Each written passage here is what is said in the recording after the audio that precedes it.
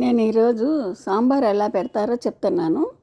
సాంబార్ అందరూ పెట్టుకుంటారు, అందరికీ వస్తుంది, కానీ మేము పెట్టుకునే విధానం నేను చూపిస్తున్నా. పప్పు ముందుగా కందిపప్పు కడిగి పెట్టుకోవాలన్నమాట. ఒక గ్లాసు పెట్టుకున్నాము, మరీ పెద్దది కాకుండా మరీ చిన్నది కాకుండా మీడియం గ్లాసు కందిపప్పు కడిగి ఒక గంట ముందు నానబెట్టుకుంటే గ్యాస్ రాదన్నమాట. అప్పటికప్పుడు కడిగి పెట్టుకునే కంటే ఒక గంట ముందు నానబెట్టుకుంటే హెల్త్కి మంచిదన్నమాట. దీంట్లో క్యారెట్లు, సొరకాయ, ములక్కాడ, ఉల్లిపాయ, పచ్చిమిర్చి, టమాటాలు, బెండకాయలు మేము ఇవన్నీ వేసాము.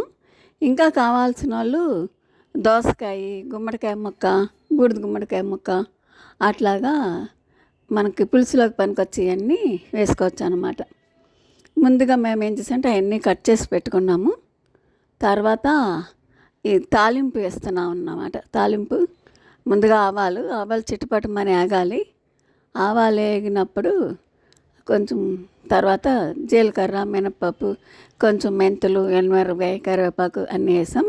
కొద్దిగా ఇంగువ కూడా వేసాను అన్నమాట. చిటికెడు ఇంగువ వేసి, ఇప్పుడు అన్నింటిలో ఇంగువ, అల్లం వేయమంటున్నారు కదా ఎక్కువగా, హెల్త్కి మంచిదని. ఇదివరకు వేయలేదు కానీ నేను ఇప్పుడు బాగా కొద్దిగా చిటికెడు ఇంగువ వేస్తున్నాను. సాంబార్ టేస్ట్ కూడా ఉంటుందంటే అప్పటి నుంచి వేస్తున్నాను అన్నమాట ఇంగువ కూడా. అట్లా తాలింపు అయితే బాగా వేపుకోవాలి. ఎర్రగా వేగితేనే మనకి సాంబార్ టేస్ట్ వస్తుంది అన్నమాట.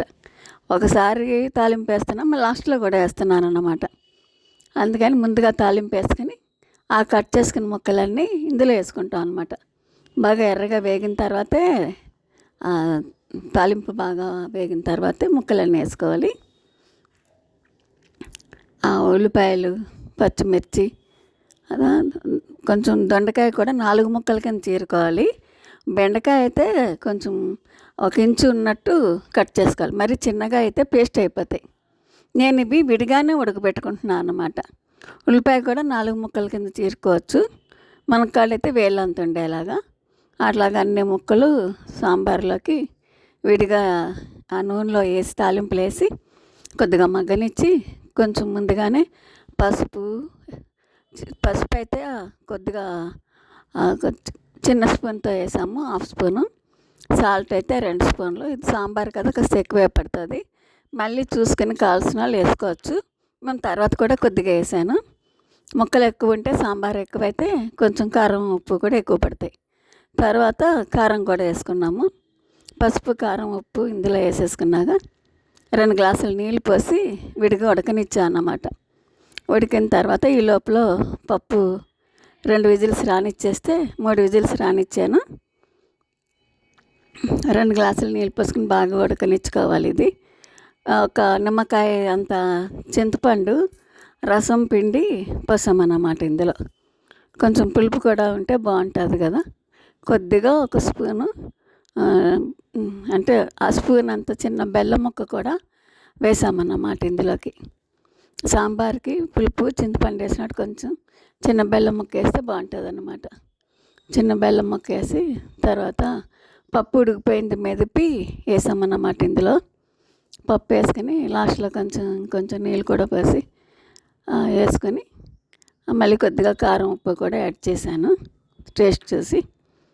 బాగా మరగనిచ్చుకోవాలన్నమాట. పప్పు వేసాక మళ్ళీ బాగా మరగనిచ్చుకుంటే చాలా టేస్ట్ ఉంటుంది అన్నమాట. ఇంకా టేస్ట్ కోసం మళ్ళీ ఇంకొకసారి కూడా తాలింపు వేసాను. లాస్ట్లో కొత్తిమీర, కరివేపాకు వేసాను అనమాట. ముందుగా కూడా వేసుకోవచ్చు, కానీ నేను లాస్ట్లో వేస్తే ఆ కొత్తిమీర స్మెల్ ఉండి పచ్చగా ఉంటుంది. ముందుగా వేస్తే ఉడికిపోయి రంగు మారుతుంది, లాస్ట్లో వేసుకుంటే పచ్చగా ఉంటుంది అన్నమాట కొత్తిమీర. అట్లా బాగా తెరలు రావాలన్నమాట, బాగా మరగాలి. మరిగితేనే బాగుంటుంది. కొంచెం కారం, ఉప్పు కూడా టేస్ట్ చూసాక యాడ్ చేసుకున్నాను. కొంచెం ఎక్కువ ముక్కలు ఉన్నాయి కాబట్టి సాంబార్ ఎక్కువ కాబట్టి పడుతుంది. లాస్ట్లో కొత్తిమీర అది వేసుకుని మళ్ళీ తాలింపు వేసుకున్నా చాలా టేస్ట్ ఉంది. ముక్కలు కావాల్సిన వాళ్ళు ఎక్కువ మంది అయితే ఎక్కువ ముక్కలు కూడా వేసుకోవచ్చు సాంబార్లోకి. అట్లాగే పెద్ద ఎక్కువ వండుకునే వాళ్ళైతే కారం, ఉప్పు ఎక్కువ వేసుకోవచ్చు. కారం ఎక్కువ తిన్నాళ్ళు కూడా పచ్చిమిర్చి ఎక్కువ వేసుకోవచ్చు. అట్లాగా బాగా మరగనిచ్చుకొని మళ్ళీ ఇంకొకసారి తాలింపు వేసుకుంటే పైన తాలింపు తేలుతుంది అన్నమాట. చూడటానికి బాగుండి టేస్ట్ బాగుంటుంది. అట్లా మళ్ళీ ఇందాక వేసినట్టే అన్నీ ఎండుమిరగాయ మెంతులు ఆవాలు జీలకర్ర వేసి తాలింపు వేసుకుంటే బాగుంటుంది.